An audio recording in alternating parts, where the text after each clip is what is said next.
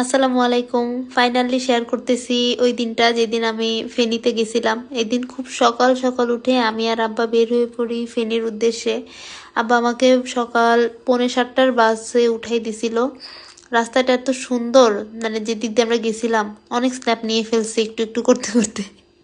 Snap না, sorry, video নিয়ে ফেলছি। তারপরে বাসে উঠে আমার ফেনী পৌঁছাইতে খুব বেশি সময় লাগে নাই, আর পুরোটা সময় আমি ঘুমাই কাটাই দিছি। আমি বাসে উঠলে খুব ঘুমাই, যেহেতু আমি বমি করি। সরি। তারপর বাস থেকে নেমে আমি অপেক্ষা করতেছিলাম উর্মির জন্য, যে আমাকে ফেনী টিটিসিতে নিয়ে যাওয়ার জন্য আমাকে রিসিভ করবে। ওরা এত ভালো, এত আন্তরিক, ভাই উফ কি বলবো। কথা নাজমুল, উর্মি, এদের তিনজনের কথা না বললেই না।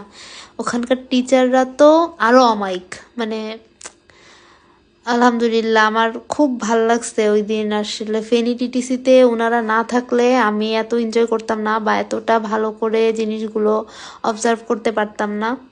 ফেনী টিটিসি ঢুকেই সবার প্রথমে পড়বে একটা মসজিদ। মসজিদটা থেকে একটু সামনে আগাই গেলেই পাবেন সবচেয়ে সুন্দর একটা ভিউ ফেনী টিটিসির, সেটা হলো এই পুকুর পাড়টা। পুকুর পাড়ে আবার পরে আসি। পুকুর পাড় থেকে একটু সামনের দিকে চলে গেলে প্রশাসনিক ভবন, যেখানে ক্লাস হয়ে থাকে, টিচার্স রুম থাকে, মানে সব যাবতীয় কাজকর্ম যা আছে সেই সব কিছু হয়ে থাকে।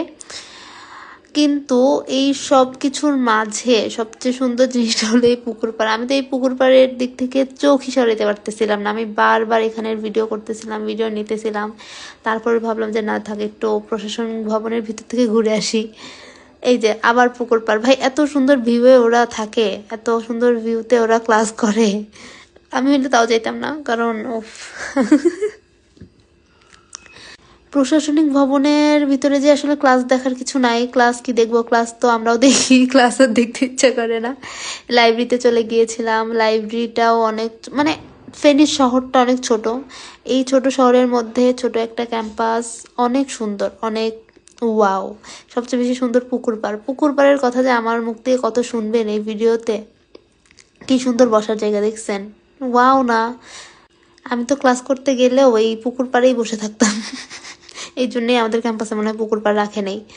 তারপরে ছেলেদের হলে যাওয়ার কারণ একটাই, সেটা হলো ছেলেদের হলের ভিতরেই ডাইনিংয়ে গেছিলাম দুপুরের খাবারের জন্য আর কি। মিল দিতে হয় না কি দিতে হয়, এটা দিতে। এই যে আরেকটা মোস্ট বিউটিফুল কর্নার, সেটা হচ্ছে প্রশান্তি কুঞ্জ। এখানে আসলেই অন্যরকম একটা প্রশান্তি। এখানে বসে নাকি ওরা আড্ডা দেয়, মানে ক্লাসের বাইরে কোনো কাজ, কথাবার্তা সবকিছু নাকি এখানে করে। ভাই কি সুন্দর, এখানে আমি অনেকক্ষণ বসেছিলাম।